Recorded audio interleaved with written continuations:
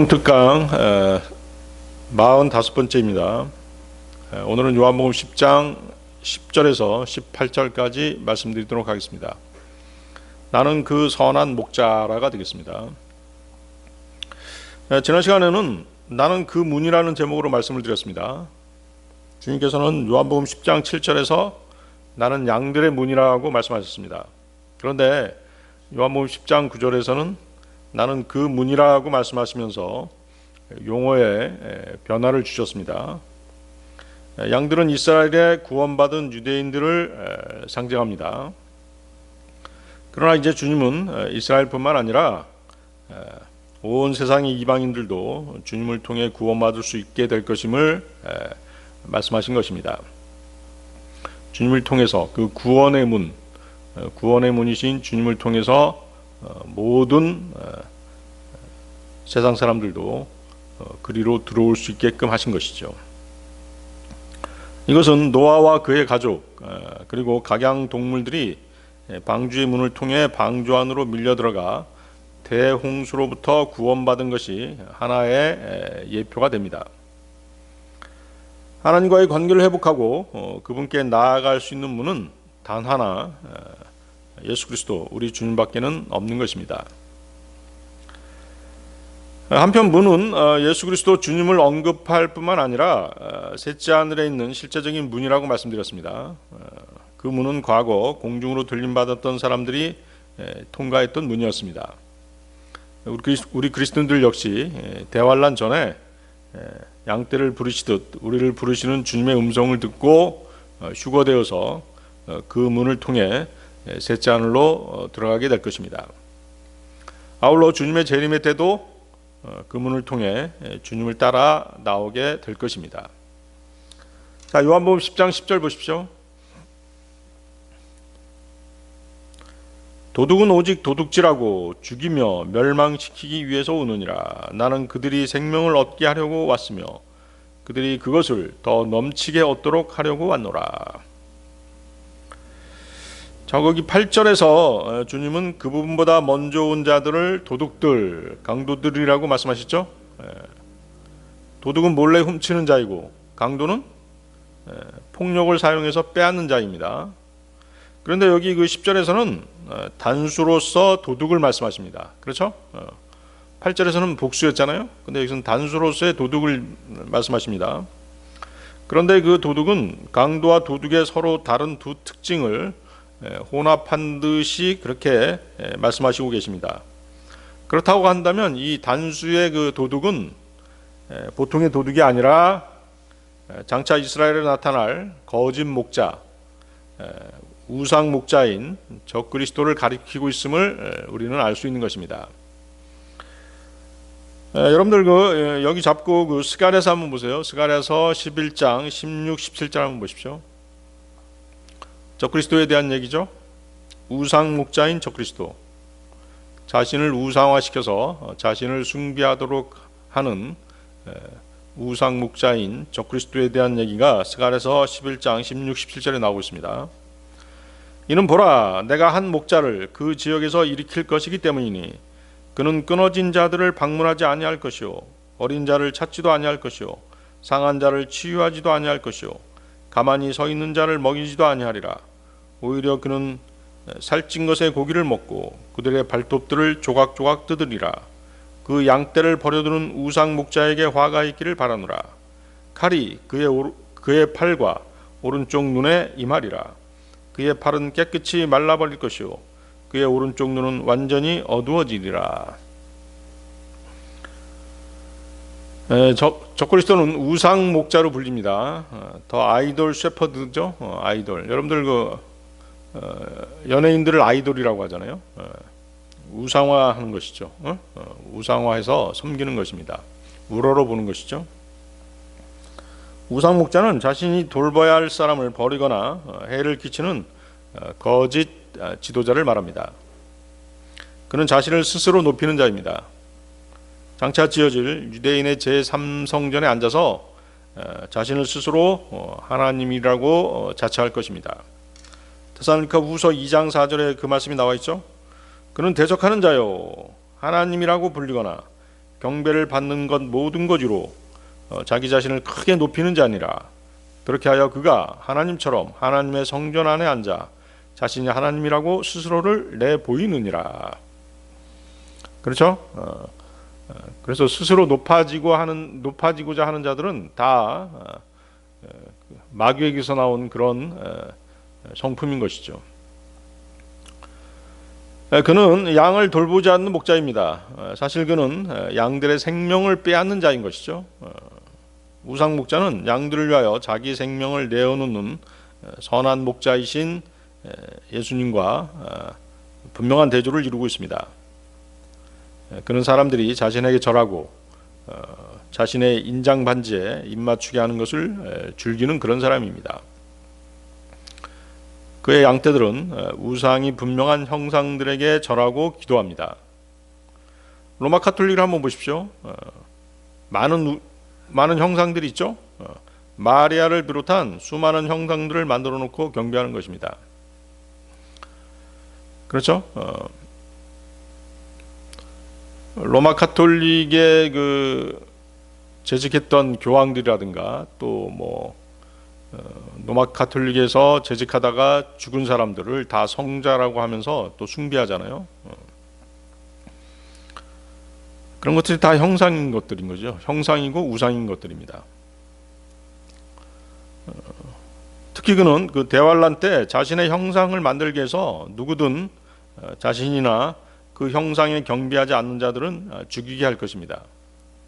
계시록 13장 8절에 나와 있는데요.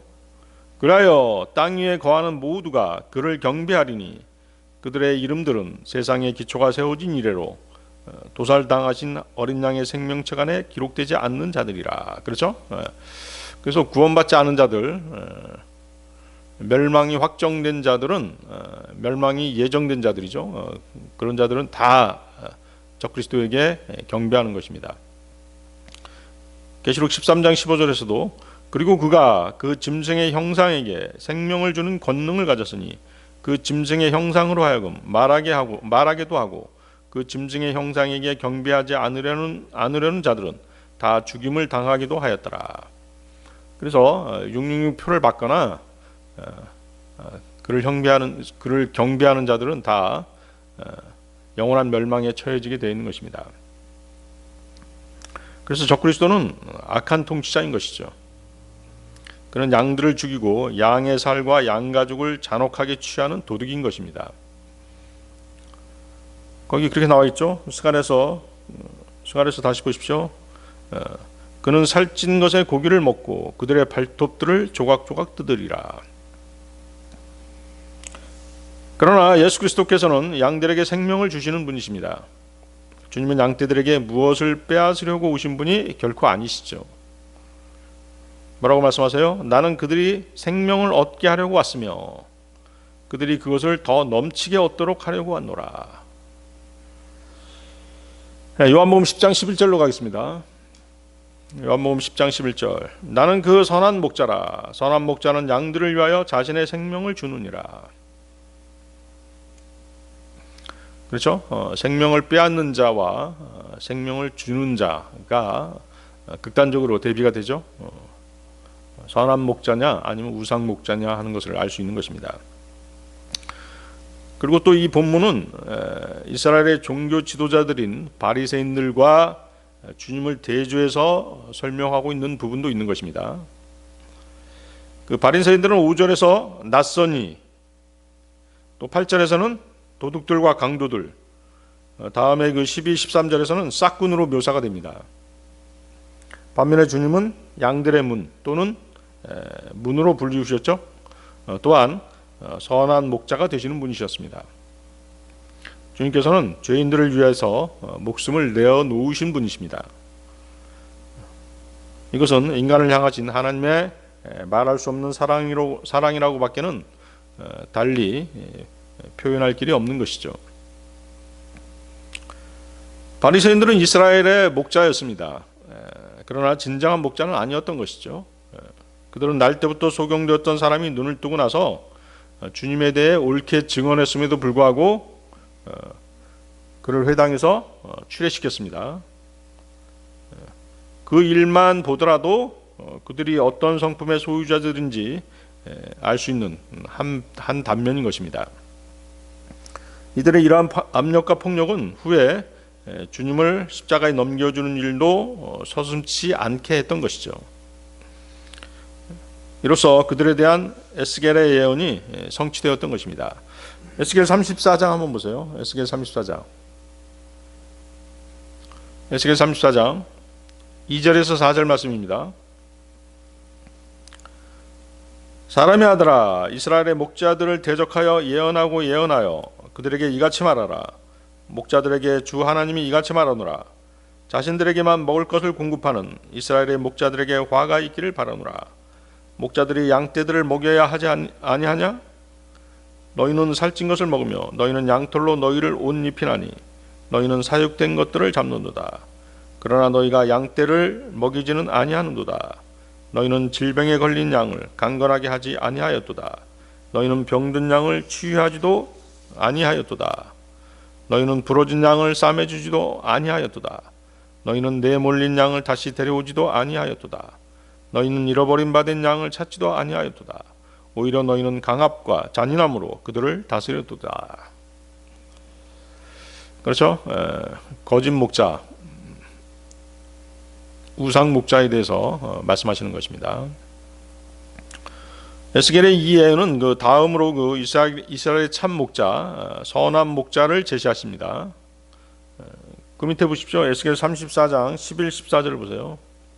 에스겔 34장 11, 14절.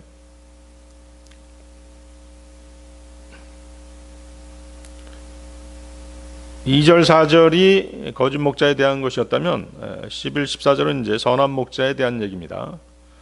이는 주 하나님이 이같이 말하기 때문이라. 보라, 나 바로 내가 나의 양들을 찾아다니기도 하고 그들을 찾아내기도 하겠노라. 마치 목자가 흩어진 자기 양들 가운데 있는 날에 그가 자기 양떼를 찾아낸 것 같이 이처럼 내가 나의 양들을 찾아내겠고 구름이 껴서 흐리고 어두운 날에 그들이 흩어져 있는 모든 장소에서 그들을 구출하겠노라. 그리고 내가 그들을 백성들에게로 데려오고 그 나라들에서 그들을 모으겠으니 그들을 그들의 본토로 데려가서 강가들에 있는 이스라엘의 산들 위와 그 나라에 거주하는 모든 곳 안에서 그들을 먹이겠노라.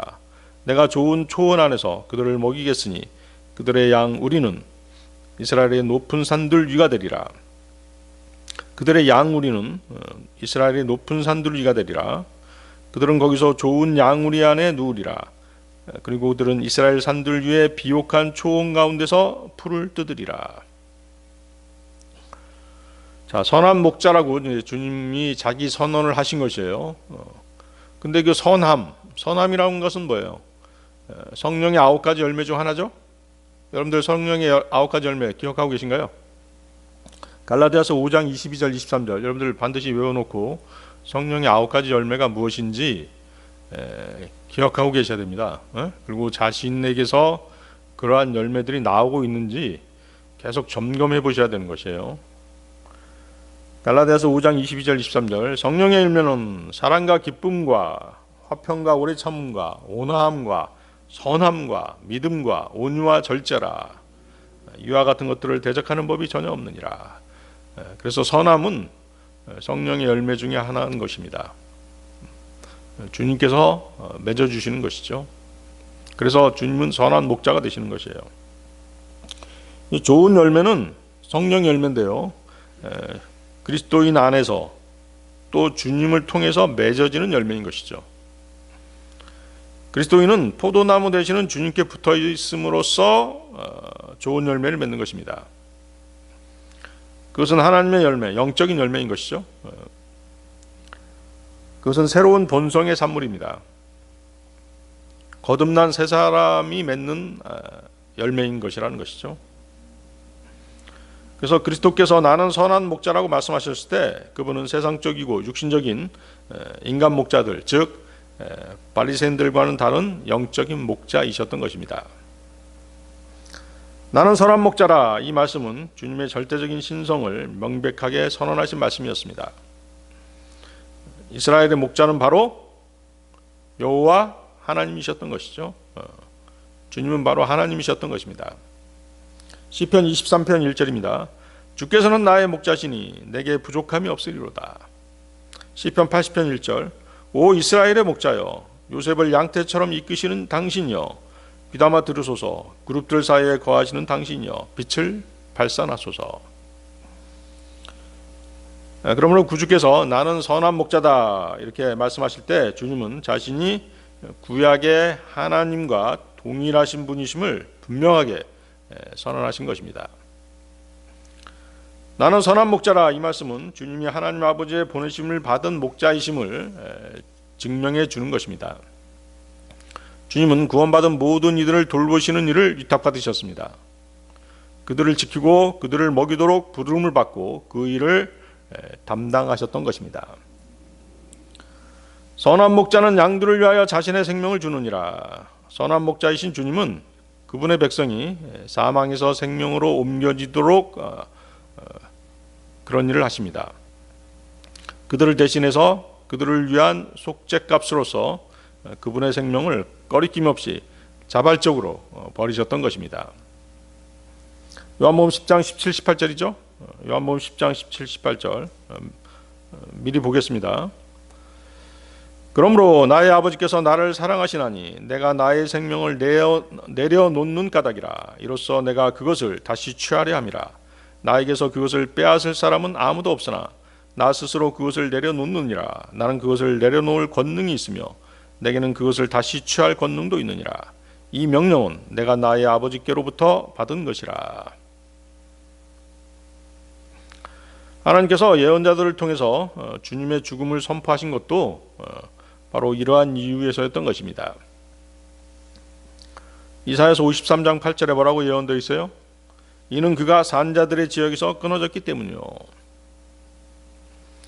주님께서는 최후의 만찬 때에도 잔을 잡으시고 감사를 드리시면서 같은 의미로 말씀하셨습니다. 마태복음 26장 28절인데요. 이는 이것이 죄들의 사면으로 인하여 많은 이들을 위하여 흘려지는 새 유언 언약에 속한 나의 피이기 때문이라. 그렇죠? 그분의 피로 우리의 모든 죄값을 대신 치러 주신 것입니다. 자, 요한복음 10장 12, 13절로 가겠습니다. 요한복음 10장 12, 13절. 그러나 싹군이요 목자가 아니며 그 양들도 자기 소유가 아닌 자는 늑대가 오는 것을 보면 양들을 남겨두고 도망하느니라. 그리하여 늑대는 그들을 낚아채고 양들을 흩어지게 하느니라. 그 싹군은 도망하나니 그가 싹군이요 양들을 돌보지 아니하기 때문이라. 예. 자, 주님께서는 다시 한번 바리새인들 즉 이스라엘의 불성실하고 불충실한 목자들을 가리키고 계십니다. 싹군은 고용된 사람입니다. 싹군은 양을 지킨 것에 대한 보수가 목적인 사람인 것이죠. 이러한 자들은 자신의 것만을 생각하고 하나님 것을 돌보지 않습니다. 자신의 영광을 하나님의 영광보다 더 높이는 것이죠. 일보다 싹스를 더 사랑하는 것, 싹스를 얻기 위해서 일하는 것, 싹스를 받지 못하면 일하지 않는 것 등이 그가 싹군이라는 증거인 것입니다. 싹군에게 양들을 보살피도록 맡겨놓으면 그는 그 양들의 주인이 아니기 때문에 위험이 닥치거나 자기에게 불리한 상황이 펼쳐지게 되면 도망쳐버리는 것입니다. 실제 우리 믿음 생활에서는 지역교회의 일이나 늑대가 침범하는 것으로 볼 수 있습니다. 자, 일이나 늑대는 거짓 교사죠. 성도들은 보살펴야 할 책임이 있는 성도들을 보살펴야 하는 책임 있는 목회자들은 그들을 내쫓아야 하는 것입니다. 그렇지 않으면 지역교회가 큰 분란에 휩싸이게 되는 것이죠. 양떼들을 이끄는 목사가 자신의 맡은 일을 소홀히 하면 성도들의 올바른 믿음을 흔들어 놓고 타락시키는 자가 들어와서 교회를 어지럽히는 것입니다. 그때 목사가 할 일은 이런 자들을 내쫓아버리고 성도들을 보호해야 하는 것이죠. 그 13절 다시 보세요. 요한복음 10장 13절. 그 싹군은 도망하나니 그가 싹군이요 양들을 돌보지 아니하기 때문이라. 도망치는 목사는 하나님께서 부르셔서 거기에 와 있게 된 사람이 아닙니다. 이 세상에는 하나님의 부르심을 받지 않은 채 자기 스스로 목사가 된 사람들이 무수히 많은 것입니다. 양들은 이런 가짜 목사들을 분별할 줄 알아야 되는 것이죠. 사건의 본색을 드러내주는 것은 바로 이리가 나타났을 때입니다. 이리가 나타나지 않았더라면 그의 정체를 결코 알지 못했을 것입니다. 따라서 이 구절에서 이리가 상징하는 것은 부르심을 받지 않은 거짓 목자, 거짓 교사인 것이죠. 한편으로 그 이리는 뭐 시련이라든가 또는 어떤 두려운 시험, 영적 전쟁, 경제적인 어려움 등을 뜻하기도 합니다. 그런 것들이 생겼을 때 싹구는 도망하는 것이죠. 자기 일한 것에 대한 보수가 주어지지 않으면 도망해 버리는 것이죠. 싹군이기 때문에 그런 것이죠. 보수가 목적이기 때문에. 바울 사도는 에베소의 장로들에게 이 비유를 사용해서 말한 적이 있었습니다. 사도행전 20장 29절인데요. 이는 내가 떠난 뒤에 흉악한 늑대들이 너희 가운데로 들어와서 양무리를 아끼지 아니할 이것을 내가 알기 때문이라. 그래서 여러분들이 한 가지 알아야 될 것은 교회 내에서 가장 악한 일이 뭐냐면 교회를 파괴하려고 하는 자들이잖아요. 그런 자들이 있잖아요. 교회를 음해하고 자꾸 교회를 목사라든가 성도들 사이의 관계를 이간질해가지고 교회를 파괴시키려고 하는 자들이 있어요. 형제나 자매나 아주 엄중한 죄죠. 조심해야 될 것들입니다. 바울 사도가 이렇게 경고하죠. 사도행전 20장 30, 31절인데요. 너희 자신들 가운데서도 제자들을 끌어내어 자기들을 쫓게 하려고 비뚤어진 것들을 말하는 사람들이 일어나리라. 그렇죠? 교회 안에서 빈번하게 일어나는 일들이잖아요. 그러므로 깨어 있으라. 그리고 3년의 기간 동안 내가 각자에게 밤낮 눈물들로 경고하길 그치지 않았음을 기억하라. 깨어있지 않은 사람들은 일이나 늑대의 밥이 돼버리는 것입니다. 교회를 둘러싸고 벌어지는 일들 가운데는 사실 뭐 세상 사람들에게 알려지면 안 되는 그런 두려운 일도 많이 있습니다. 추잡한 일도 많이 있죠. 교회가 양우리가 아닌 동물원 또는 정글처럼 돼버렸기 때문인 것이죠. 정글에선 힘센 맹수가 왕이잖아요. 교회 내에서 목사를 양떼를 인도하는 목자로 생각하지 않고 경쟁 대상으로 생각하거나 제거 대상으로 생각하는 그런 일들이 벌어지고 있는 것입니다. 하나님께서 세우신 영적 권위와 질서를 완전히 무시함으로써 이런 일들이 발생하는 것이죠. 그런 일들을 주도한 사람은 아마도 큰 징계를 받게 될 것입니다. 하나님을 두려워하지 않기 때문에 대놓고 목자를 음해하고 고소하고 강단을 점령하는 일들이 일어나는 것입니다.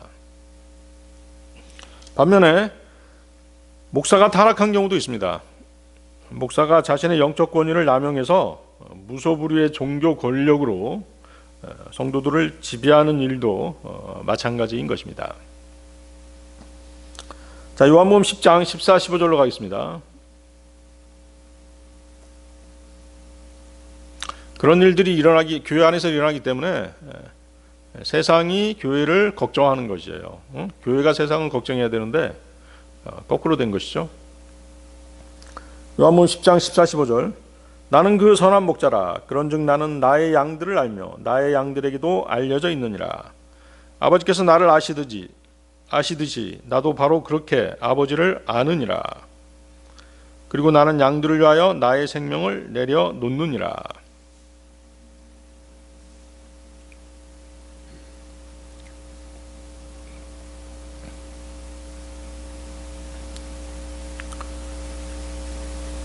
주 예수님께서 말씀하신 선한 목자라는 표현에는 세 가지 내용을 담고 있습니다. 첫째, 이 표현은 주님의 중보자로서의 직분을 가리킵니다. 목자는 양떼의 주인이 아닙니다. 그 양떼를 돌보는 일을 위탁받은 사람이죠. 그렇죠? 중보자로서의 그리스도께서는 아버지로부터 목자를 유임받으신 분이십니다. 양떼의 구원이 주님께 맡겨져 있는 것이죠. 둘째, 선한 목자라는 표현은 주님께서 그분의 백성인 양떼 곁을 결코 떠나지 않으신다는 것을 말씀하시는 것입니다. 그런데 이제 단 한 번의 예외가 있었죠. 단 한 가지 예외가 있는데요. 그것은 목자가 양떼를 문지기에게 맡기는 때잖아요. 우리 이스라엘의 양 우리는 어떻게 만들어진다고 그랬어요? 마을 공동 소유라고 말씀드렸죠. 네? 마을 공동 소유로 양 우리를 만들어 놓고 양떼가 목자가 양떼를 돌보다가 저녁 때가 되면 어때요? 양 우리의 양떼를 집어넣고 문지기에게 맡기고 이제 각자의 거처로 돌아간다고 말씀드렸잖아요. 바로 그것이죠. 그때는 언제요? 밤이 되는 때잖아요. 밤으로 상징되는 교회 시대에는 주님께서 어때요? 십자가에서 돌아가시고 부활 승천하셨기 때문에 문지기, 즉 성령님께서 성도들을 인도해 주시는 것입니다. 아주 정확하죠? 세 번째는 그리스도께서 그분의 백성을 신실하게 돌보시는 분이심을 말해주고 있습니다. 주님이 돌보시는 양들은 목자의 음성을 알아듣는 것입니다. 요한복음 10장 4절 5절인데요. 이는 그들이 그의 음성을 알기 때문이라. 그리고 그들은 어떤 낯선 일을 따르지 아니하고 오직 그에게서 도망하느니라. 성경에서 알다라고 하는 의미는 사랑하다라는 뜻을 갖습니다. 알다, 사랑하다, 거기다 써놓으세요. 그러니까 지금 뭐라고 말씀하시는 것이에요? 이는 그들이 그의 음성을 알기 때문이다. 이 얘기는 뭐예요? 나는 나의 양들을 사랑한다, 이런 뜻인 것이죠. 또 그리고 그들은 어떤 낯선 이름을 따르지 아니하고 오직 그에게서 도망하느니라. 나는 나의 양들을 사랑하고 나의 양들도 나를 사랑하느니라. 이 말씀을 하신 것이에요. 아시겠죠? 신약성경은 주님을 3번에 걸쳐 목자로 부르고 있습니다. 지금 읽은 요한복음 10장 14절은 거기 요한복음 13, 14절 한번 보세요.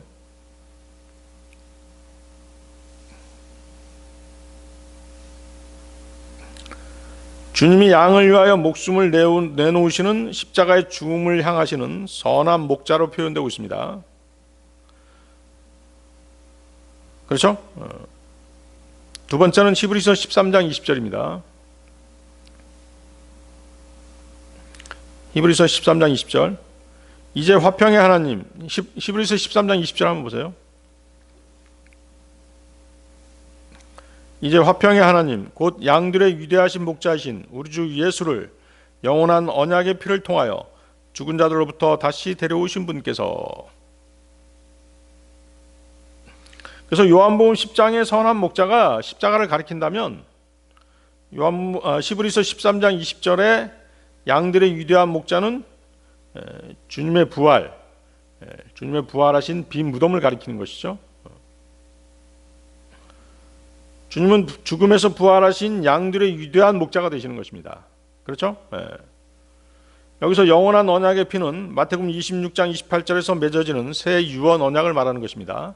마태복음 26장 28절. 이는 이것이 죄들의 사면으로 인하여 많은 이들을 위하여 흘려지는 새 유언 언약에 속한 나의 피이기 때문이라. 그리고 이 언약은 영원한 생명을 약속합니다. 요한복음 3장 36절인데요. 아들을 믿는 자는 영원한 생명을 가졌고 아들을 믿지 아니하는 자는 생명을 보지 못하고 오히려 하나님의 진노가 그의 위에 거하느니라. 자, 세 번째는 베드로전서 5장 4절입니다.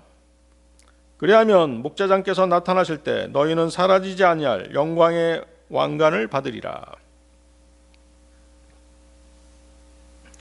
베드로전서 5장 4절에 목자장이라는 표현은 재림하시는 주님을 가리킵니다. 주님은 목자장으로 나타나실 것입니다. 지금의 목자들이 치는 양무리는 자기들이 양이 아니죠. 주님께서 맡겨놓으신 하나님의 양물이, 즉 하나님의 교회인 것입니다. 그렇죠? 그러므로 예수 그리스도께서는 목자들의 목자, 즉 목자장이신 것이죠. 주님께서 위탁하신 양떼들을 잘 돌본 목자는 목자장이신 주님께서 나타나실 때 주님으로부터 영광의 왕관을 받게 될 것입니다. 14절 다시 보세요. 14절 다시 보십시오.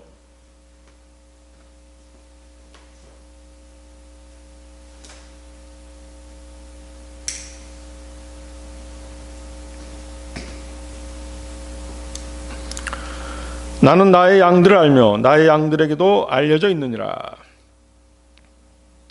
세상은 우리를 알지 못하더라도 우리는 그분께 알려진 바 된 것입니다. 세상이 그분을 모르기 때문에 세상은 우리 그리스도인들도 모르는 것입니다. 그렇죠? 우리가 복음을 전할 때 보면 알잖아요. 세상이 예수님을 알았다라고 한다면 우리에게 호의적이었을 것이에요. 그렇지만 우리를 모르기 때문에 예수님도 모르고 우리도 모르기 때문에 우리를 박해하는 것입니다. 우리를 내쫓는 것이죠. 요한일서 3장 1절입니다.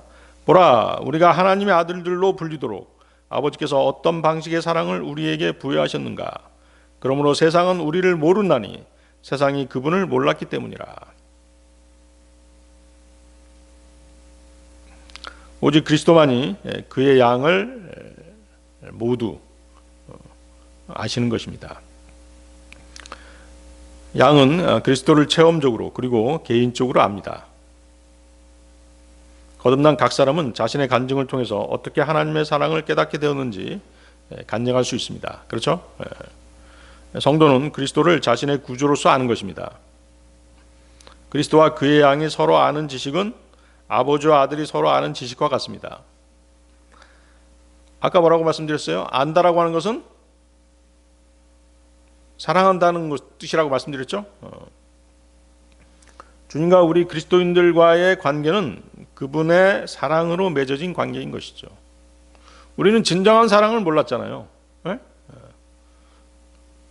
남녀 간의 사랑, 그 정도는 알고 있었는데 진정한 사랑을 몰랐어요. 그분의 희생으로 우리가 진정한 사랑을 알게 된 것입니다. 그래서 그리스도인들과 주님과의 관계는 그분의 사랑으로 맺어진 관계인 것이죠. 그 사랑은 어디서 온 것이에요? 성부 하나님과 성자 하나님 사이에 영원한 사랑으로부터 온 것이죠. 그렇죠? 그 15절 보십시오. 15절 다시 보세요.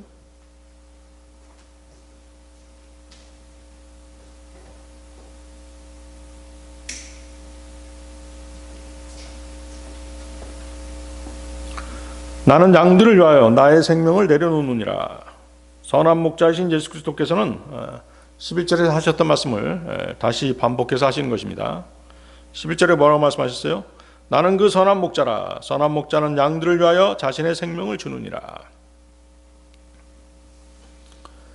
육신을 입고 오신 하나님께서 생명을 내어 놓으시겠다라고 말씀하시는 것이에요.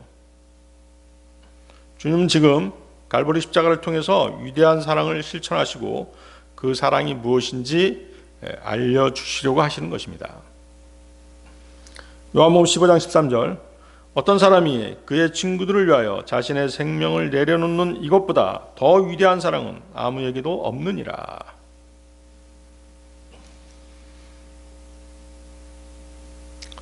그래서 요한복음 15장 13절은 사람의 설명보다 하나님의 말씀으로 분명하게 이해할 수 있습니다. 자, 여러분들 로마서 5장 6절 8절 한번 보세요. 로마서 5장 6절 8절.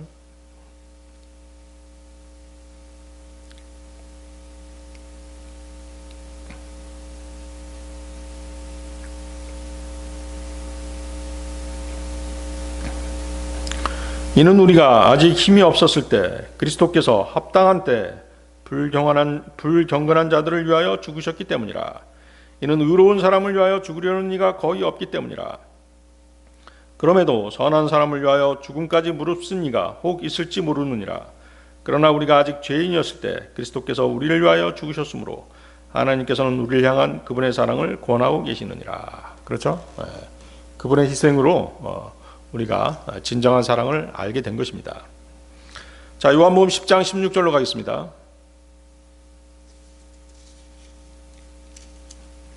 그리고 나에게는 이 양우리에 속하지 아니한 다른 양들도 있으니 그들 역시도 내가 데려와야만 하며 그들은 나의 음성을 들으리라. 그리하여 하나의 우리와 하나의 목자가 있으리라. 자, 이 구절 표시해 놓고요. 이 구절은 문제의 구절이죠. 여러 해석들이 난무하는 그런 구절입니다. 다양한 해석들이 나오는 구절이죠. 자, 첫 번째는 이제 그 로마 카톨릭의 해석입니다. 로마 카톨릭은 이 구절에서 이 양우리에 속하지 아니한 다른 양들이 종교 개혁 때 자기들에게서 떨어져 나간 프로테스탄트들이라고 이렇게 주장합니다. 그래서 그 로마 카톨릭 신자들을 만나보면 자기네들에게서 떨어져 나갔다는 것이죠. 자기네들은 구교고 일반 교회들은 신교다. 너희들 우리에게서 떨어져 나갔지 않느냐 이렇게 얘기하잖아요. 그래서 로마 카톨릭은 자기네들과 프로테스탄트가 한 목자의 인도를 받는 한 양떼가 되어야 한다라고 말하는 것이에요. 그들에 따르면 프로테스탄트들이 양우리에서 뛰쳐나가 다른 양들이 되고 말았다는 것이죠. 그래서 예수님께서 그들이 다시 양우리로 돌아와 한 양떼가 되게 해달라고 기도하셨다는 것입니다. 이렇게 되어야만 세상이 그리스도의 영광을 볼 수 있다라고 하는 아전인숙적인 그런 해석인 것이죠. 그러다 보니까 카톨릭의 모토 중 하나가 무엇이에요? 종교 통합이잖아요. 그렇죠?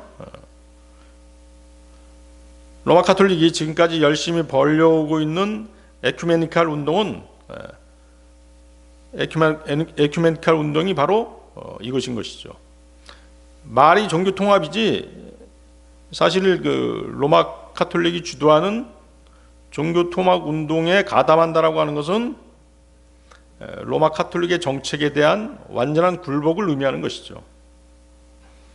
세상 사람들이 보기에는 어때요? 종교 통합이 서로의 종교를 존중하며 평화롭게 지내는 것으로 알고 두 손을 들어서 환영하는 것입니다. 그러나 거기에는 사탄의 마수가 뻗쳐 있는 것이죠. 종교 통합은 진리와 비진리가 섞이는 것이기에 진리를 가리는 사탄의 수작인 것입니다. 로마 카톨릭의 교황은 개신교의 교회들을 향해서 한 양우리로 들어오라고 끊임없이 유혹을 합니다. 그렇지만 사실은 바티칸에게 굴복하라는 것이죠. 백기를 들고 투항하라는 것입니다. 로마 카톨릭이 바라는 것은 절대로 통합이 아닙니다. 그들이 원하는 것은 통합을 빌미로 그들의 절대 지배권을 확보하는 것입니다. 여러 교파의 교회들이 통합되는 순간 어떻게 되겠어요? 로마 카톨릭의 일부 단체들로 그렇게 존재하다가 마침내는 어떻게 돼요? 로마 카톨릭에 굴복함으로써 그들의 수족으로 전락하게 되는 것입니다. 이것이 바로 뭡니까? 적그리스도의 종교 통합 운동의 일환인 것입니다. 완전한 배교로 가게 되는 그런 지름길인 것이죠. 자, 이것이 첫 번째 해석이고요. 두 번째 해석은 좀 이제 말도 안 되는 얘기인데 이 지구 말고 뭐 화성이라든가 금성, 목성 같은 태양계의 다른 행성들이나 외계의 다른 별에도 지적 생명체가 있다는 것입니다. 그래서 다른 행성의 외계인들이 양우리에 들지 아니한 다른 양들이라고 주장하는 것이죠. 이런 터무니없는 해석이 어때요? 해석은 비성경적이고 반성경적이죠. 이런 해석도 있습니다. 세 번째는 대부분의 사람들이 받아들이고 그럴싸하다고 믿는 그런 해석인데요. 이 구절에서 양우리에 있는 양떼들은 유대인들을 얘기한다는 것이고 다른 양들이란 이방인들을 말한다는 것입니다. 그들은 나의 음성을 들으라는 것은 이방인들도 복음을 듣게 된다는 것이죠. 그래서 유대인 양무리와 이방인 양무리들이 한 양우리에 들어와서 한 양떼를 이루고 한 목자가 그 양떼를 이루게 된다라고 하는 해석입니다. 어때요? 여러분들이 들어보기 어떻습니까? 그럴듯하죠? 언뜻 듣기에도 별 무리가 없고 그럴듯해 보입니다. 그러나 이 해석에는 결정적인 결함이 있는데요. 오류가 있습니다. 그것은 구원받지 못한 이방인들이 성경에서 양들이라고 불려진 적이 없다는 것이죠. 아시겠습니까? 그러면 이방인들, 구원받지 않은 이방인들은 뭘로 불렸어요? 하나님의 진노의 자녀로 불렸죠. 에베소 2장 2절 3절인데요. 지나간 때에는 너희가 그것들 가운데 이 세상의 경로를 따르고 불순종의 자녀들 안에서 지금 활동하는 영, 곧 공중권세의 통치자를 따라갔느니라. 지나간 때들에는 우리 모두가 그들 가운데 육신과 생각의 욕망을 이루며 우리 육신의 정욕들 안에서 우리의 생활 방식을 유지하였으니 다른 이들과 똑같이 본질상 진노의 자녀들이었느니라. 그렇죠? 진노의 자녀들이라고 말씀하시죠. 에베소 2장 12절에서도 그때 너희는 그리스도 밖에 있었으며 이스라엘 국가에 속하지 않는 외지인들이었고 약속의 언약들과 상관없는 타국인들이었으며 어떤 소망도 없고 세상 속에서 하나님 밖에 있던 자들이었느니라. 진노의 자녀들, 하나님 밖에 있던 자들. 또 에베소서 5장 6절 아무도 너희를 헛된 말들로 속이지 않게 하라. 이는 이런 것들로 말미암아 불순종의 자녀들을 위해 하나님의 진노가 임하기 때문이라. 불순종의 자녀들이라고 말씀하시죠. 그래서 구원받지 않는 이방인들은 양떼가 아니라 단지 하나님의 진노의 자녀들 뿐인 것입니다. 양떼라고 불리지 않았다는 것이죠. 그런데 칼빈주의자들은 어떤 사람이 세상의 기초가 놓이기 이전에 택함받은 사람이라면 그는 처음부터 이 양우리에 들어가 있는 양떼에 속한 사람이라고 그렇게 주장합니다. 그래서 칼빈주의자들은 이미 이 한 양떼에 속하도록 예정되었던 특정한 이방인들을 데려오기 위해 예수 그리스도께서 이 땅에 오신 것이다 라고 이렇게 주장하는 것입니다. 잘못된 교리죠. 잘못된 주장인 것입니다. 그러나 성경은 뭐라고 말씀하세요? 구원받기 전에는 모든 인간이 양이 아니라고 그렇게 말씀하십니다. 구원받아야지만이 양이 되는 것이에요. 하나님의 양이 되는 것입니다.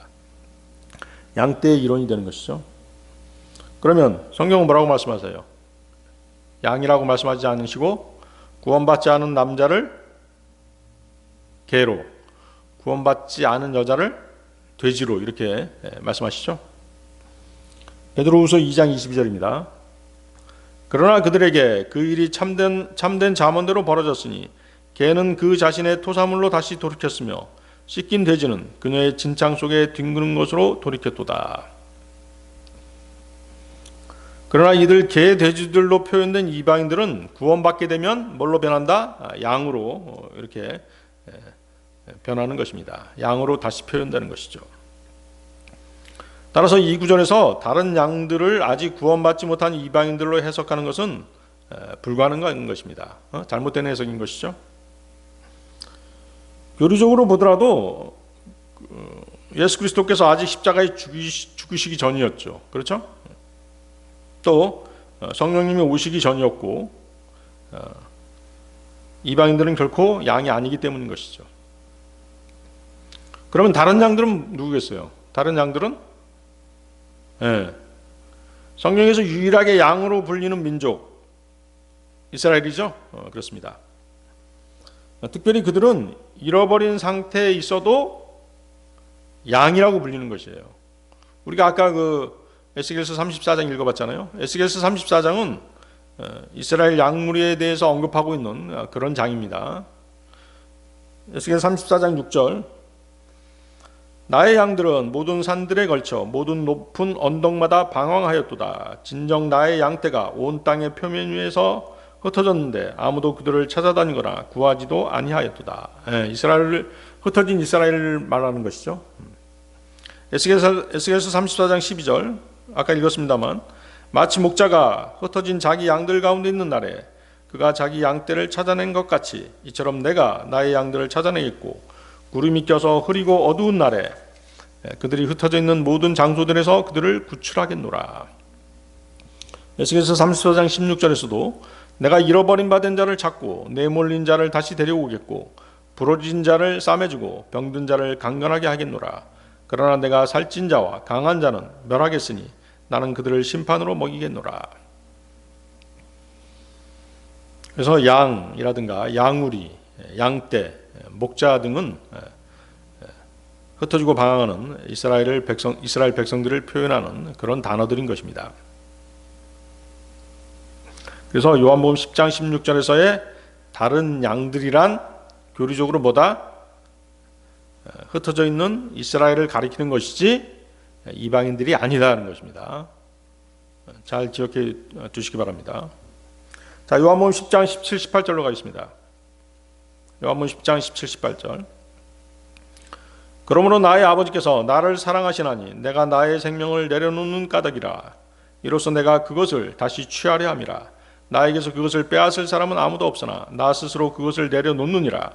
나는 그것을 내려놓을 권능이 있으며 내게는 그것을 다시 취할 권능도 있느니라. 이 명령은 내가 나의 아버지께로부터 받은 것이라. 예수 그리스도께서 생명을 내어놓으실 것을 예고하시고 다시 살아나실 것을 또 예언하십니다. 말씀이 육신이 돼서 이 땅에 오신 하나님의 아들께서는 아버지 하나님에 대한 순종 그리고 아들을 향하신 아버지와의 사랑의 관계를 잘 나타내 표현하고 있죠.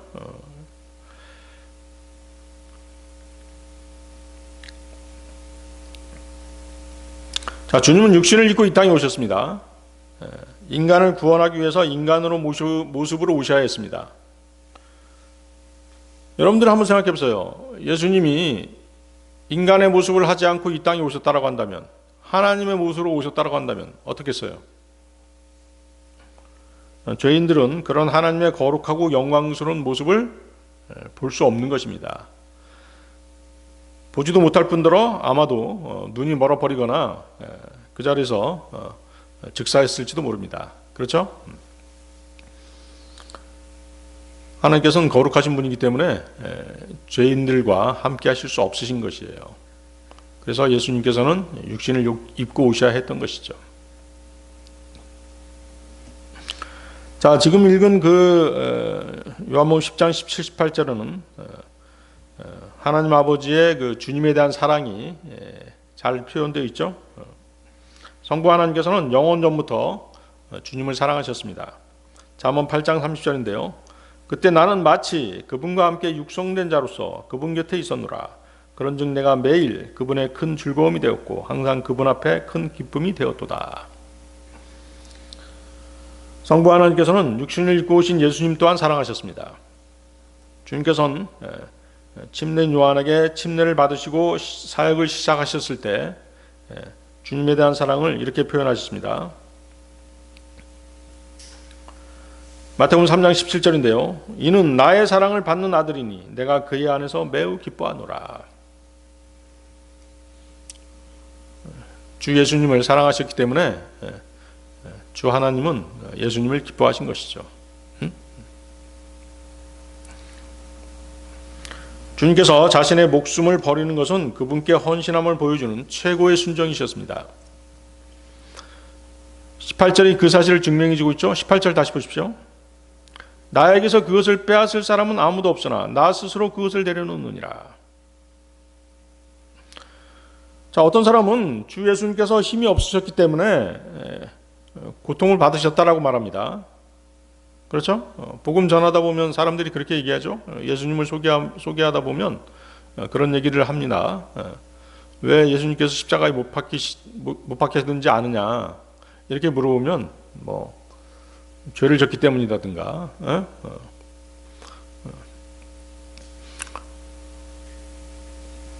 무고하게 죄를 뒤집어 썼기 때문이라든가 이런 말들을 하는 것이죠. 결과적으로 뭐예요? 주님께서 힘도 없고 권력도 없기 때문에 그렇게 십자가에 달리신 것이다라고 그렇게 오해하는 것입니다.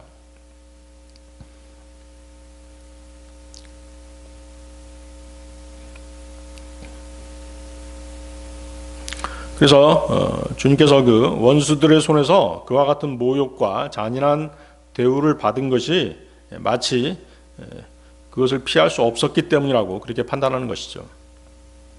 전혀 사실이 아니죠. 가룟 유다의 배반, 겟세마네 동산에서 붙잡히심, 대제사장 카야파스 앞에서의 신문, 로마 병사들로부터 받은 모욕과 순환, 또 빌라도 앞에서의 재판과 부당한 선고, 갈보리 십자가에서의 못 박히심 등 주님은 이 모든 것을 자발적으로 받아들이시고 견디신 것이에요. 그렇죠? 주님이 동의하지 않으셨다면 그 누구도 주님의 머리털 하나도 건드릴 수 없었을 것입니다. 요한복음 18장 6절인데요. 그때 그분께서 그들에게 말씀하시기를 그가 나니라 하시자마자 그들이 뒤로 물러가서 땅바닥에 쓰러졌더라. 주님을 잡으러 온 일단의 무리들이 주님의 한마디에 뒤로 쓰러질 정도로 주님은 능력을 감추고 계셨던 것입니다. 주님이 빌라도에게 하신 말씀에서도 이 같은 사실이 명확하게 드러납니다. 자, 주님께서 빌라도에게 하신 말씀 요한복음 19장 11절인데요. 예수님께서 대답하시기를 그것이 위에서부터 너에게 주어지지 아니하였더라면 너는 나를 대적할 어떤 권세도 가질 수 없었으리라. 주님께서 십자가를 받아들이신 것은 하나님 아버지와 세상 죄인들에 대한 그분의 사랑 때문이었던 것입니다. 18절 다시 보십시오. 18절. 나는 그것을 내려놓을 권능이 있으며 내게는 그것을 다시 취할 권능도 있느니라. 다시 취할 권능도 있느니라. 부활이죠. 주님은 그분이 자신의 권세로 부활하실 것임을 말씀하신 것입니다. 주님께서는 그 성전을 정화하신 후에 바리새인들이 표적을 구했을 때도 같은 말씀을 하셨습니다. 요한복음 2장 19절인데요. 이 성전을 헐라 그리하면 3일 만에 내가 그것을 일으켜 세우리라. 3일 만에 부활하신다는 말씀이죠. 또 로마서 6장 4절은 이는 그리스도께서 아버지의 영광을 통하여 죽은 자들로부터 일으켜지신 것 같이 라고 말씀하십니다. 또 로마서 8장 11절에서는 그러나 예수님을 죽은 자들로부터 일으키신 분의 영께서 너희 안에 거하신다면 그리스도를 죽은 자들로부터 일으키신 분께서는 너희의 죽을 수밖에 없는 몸까지도 너희 안에 거하신 그분의 영을 통하여 되살아나게 하시리라고 말씀하십니다. 그래서 이런 구절들을 종합해 보면 구주 예수 그리스도의 부활은 삼위일체 하나님께서 서로 협력하셔서 이루어진 결과임을 알 수 있는 것입니다. 그렇죠? 하나님 아버지가 나오고 성령 하나님 나오죠. 주 예수님이 등장하죠. 그렇죠? 주 예수님의 부활을 위해서 삼위 하나님께서 다 협력하신 결과인 것입니다. 18절 계속 보세요. 18절 이 명령은 내가 나의 아버지께로부터 받은 것이라. 주님께서는 요한복음 6장 38절에서 뭐라고 말씀하셨어요? 이는 내가 나 자신의 뜻을 행하려고 온 것이 아니요 나를 보내신 분의 뜻을 행하려고 하늘로부터 왔기 때문이라고 말씀하셨습니다. 예수 그리스도를 이 땅에 보내신 분의 명령은 그리스도께서 십자가에 달려 죽으셔야 한다는 것이었죠. 예수 그리스도께서는 하나님 아버지로부터 받은 이 명령에 절대 순종하셨던 것입니다. 빌립보서 2장 8절인데요. 그리고 사람과 같은 모양으로 발견되신 그분께서는 스스로 겸손하시어 죽음 곧 십자가의 죽음에 이르기까지 순종하셨느니라. 네, 오늘 여기까지 하겠습니다.